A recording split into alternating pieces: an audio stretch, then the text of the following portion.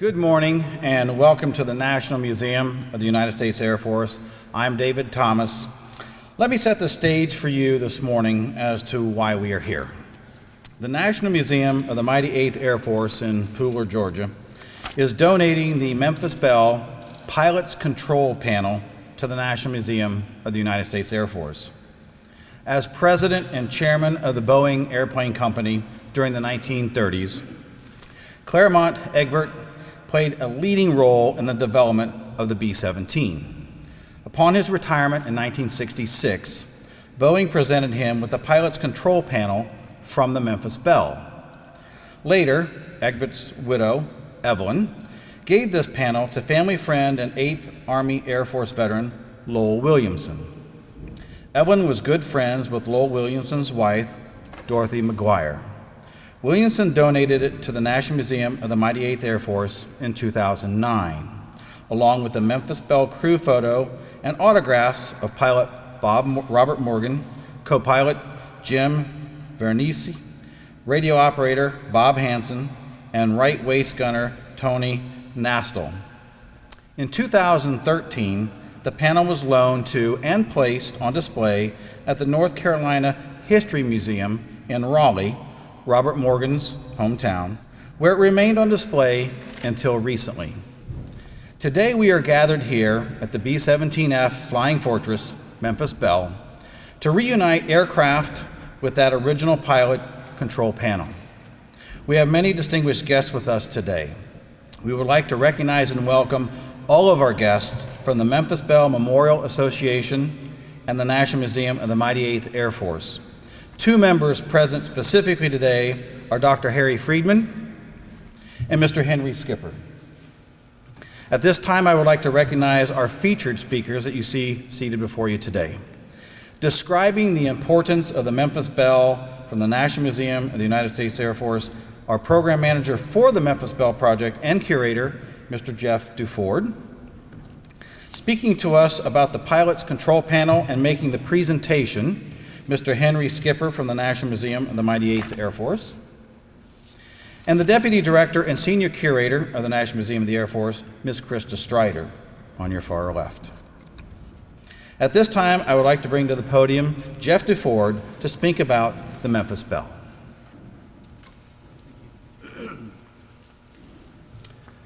Good morning, ladies and gentlemen, and distinguished guests. I've been very fortunate to be associated with the project here at the museum. I think we all know that the Memphis Belle is famous, but there are plenty of things in our society that are famous. There are pop stars that are flashes in the pan. They're famous, but they're not important. The Memphis Belle is truly, truly important. And the importance of the Memphis Belle is it is a symbol. It is a symbol of something that is larger than the engines and the metal that make up the aircraft. And it's important as a symbol that's much larger than the individuals who served in the aircraft during World War II. There are many aspects to this symbology. One aspect of the Memphis Belle as a symbol is it was a symbol of the promise of eventual victory during the war for the American public.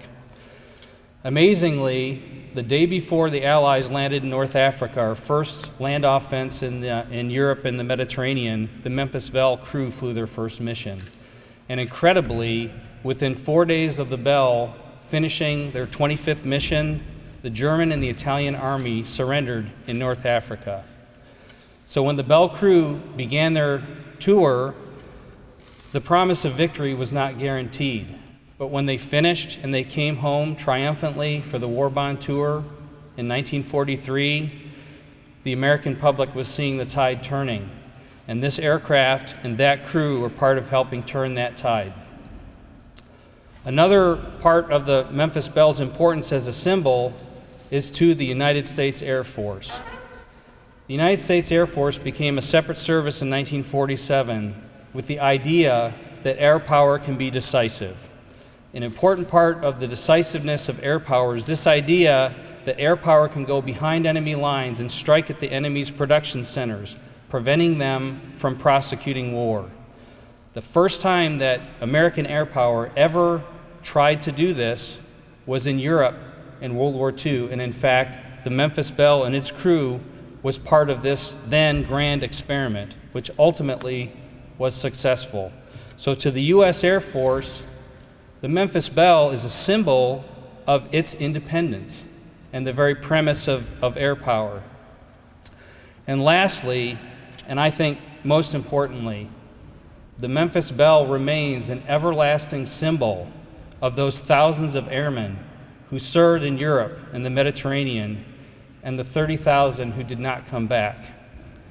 So, in closing, I would just like to extend my sincere gratitude to those who helped preserve this part of the Memphis Belle and now bring it back home. Thank you.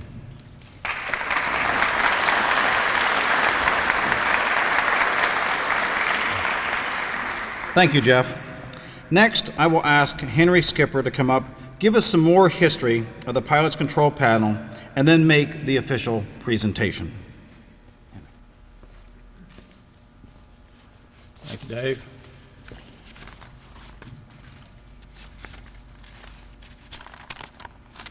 First, I want to thank the staff of the Air Force Museum for inviting me here today to make this presentation. It's a real honor for me and a real honor for the National Museum of the Mighty 8th Air Force to be able to do this. I first visited here in 2009. I met Roger Deere at that time, and I believe that was pretty close to the beginning of the restoration of the Belle. On about that time, we received, as a donation from Lowell Williamson, the Memphis Belle Pilot's Control Panel.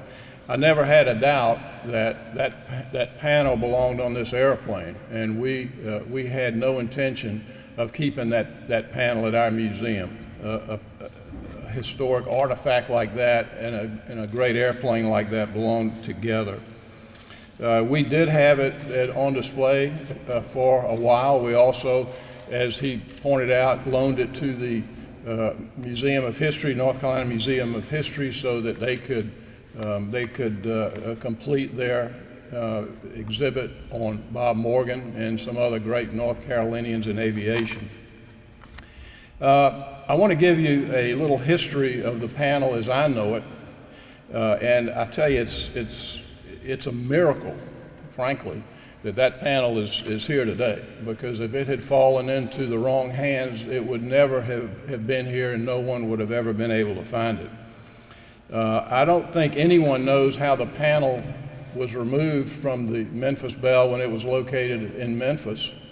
I know that Harry Friedman is very intent on trying to find out who that individual was. It was there one day and gone the next. But it was acquired by Boeing and presented to Claremont Egbert when he retired from the Boeing Company in 1966. In April of 1966, to be exact. Egbert, after graduating from the University of Wisconsin School of Engineering, had joined Boeing as a draftsman and mechanical engineer in 1917.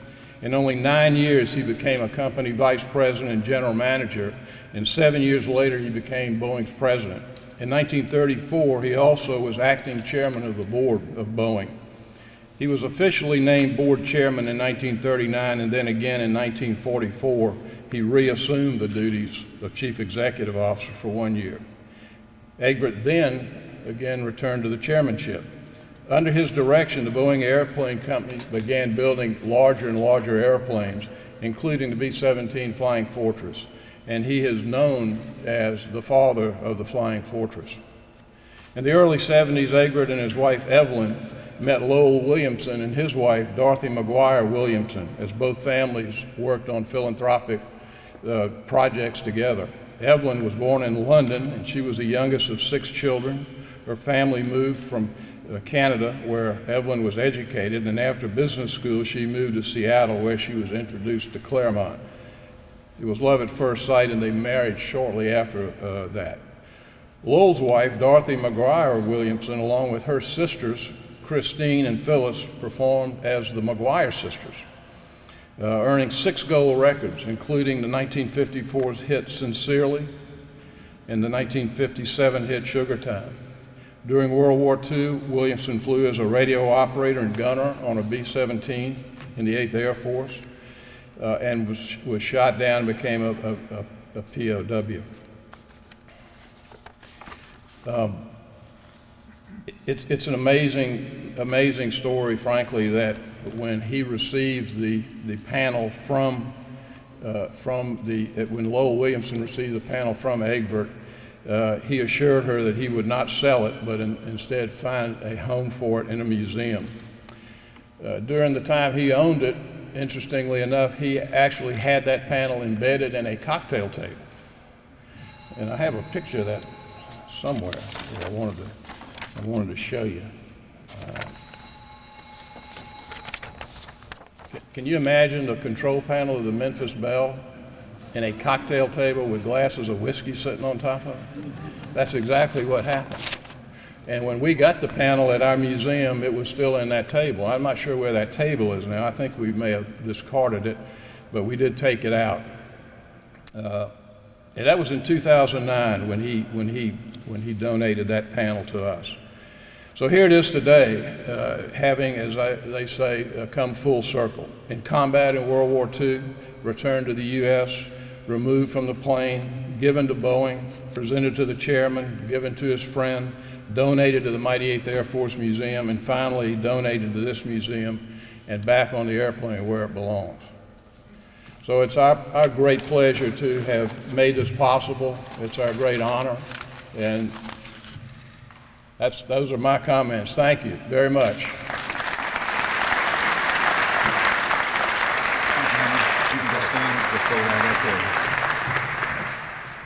Thank you, Henry. Please help me welcome Krista Strider, our Deputy Director of the Museum, to come forward and accept the panel.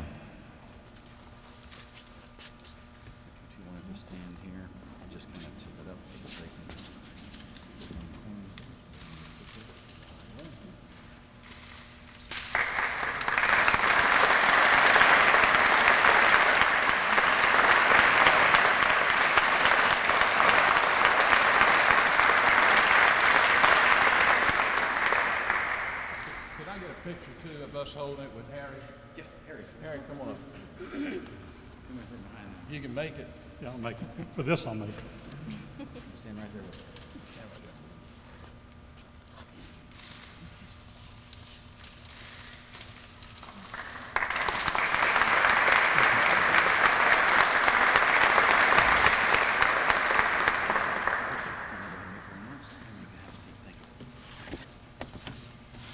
Good morning. On behalf of the National Museum of the United States Air Force and our Director, General Hudson, it is my pleasure to accept the Memphis Belle Pilots Control Panel. I want to thank the National Museum of the Mighty 8th Air Force and their president, Henry Skipper, for donating the panel to us. Included with the panel is the Army Air Corps acceptance data plate. And we are very pleased to accept both of these original pieces for use in the Belle. The Memphis Belle will be our record copy of a B-17F, and we are grateful for your willingness in providing us with these original parts to help us preserve the historical integrity and accuracy of the aircraft.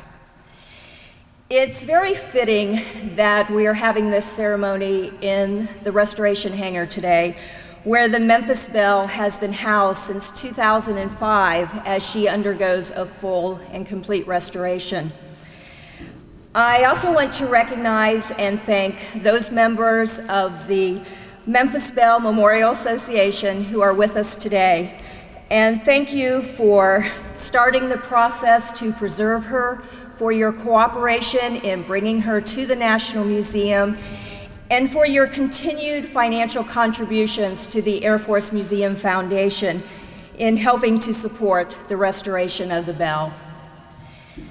Our restoration staff and volunteers have been doing phenomenal work as they reconstruct, repair, replace, and restore the aircraft to as close to original condition as possible.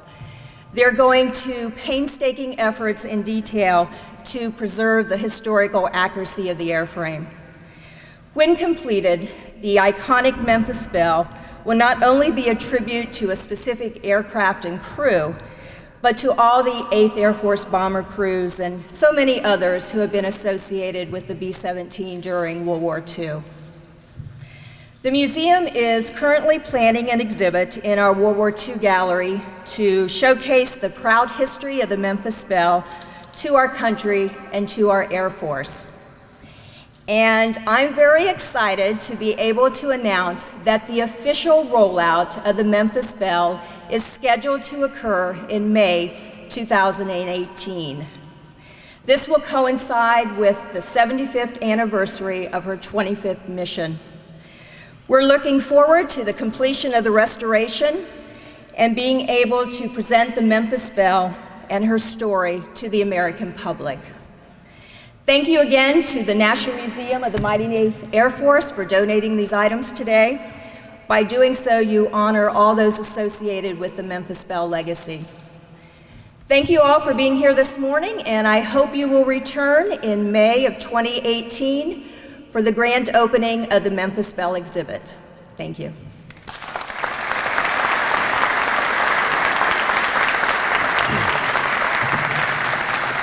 Thank you, Krista.